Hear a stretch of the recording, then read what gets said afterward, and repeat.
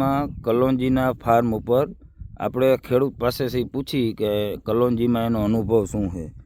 તો મારો જિલ્લો જામનગર, ગામ હર્ષદપુર. મારું નામ રજનીકભાઈ પરસોત્તમભાઈ વસોયા.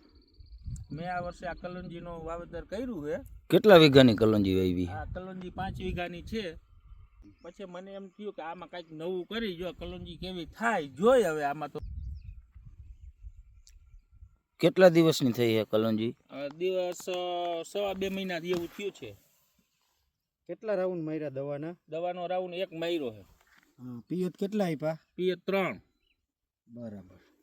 પૂરમાં કેટલા જણાએ કલોંજી વાવી છે? અમારે હર્ષદપુરમાં એક વસોયા અશ્વિનભાઈ રણછોડભાઈએ વાવી છે 9.5 વીઘાની. એક વસોયા જયસુખભાઈ લક્ષ્મણભાઈએ 10 વીઘાની વાવી છે. અને એક નાગજીભાઈ ગિરધરભાઈએ વાવી છે. હજી 2-4 ખેડૂ છે પણ અહીંયા અમે જોઈ નથી. હજી બધા થોડી 5-10 વીઘાનું કલોંજી કર્યું. એટલે આમાં શું ઉત્પાદન આવે છે, કેવા બજાર ભાવ મળે છે એ પછી નીકળે ત્યારે જોઈએ આપણે.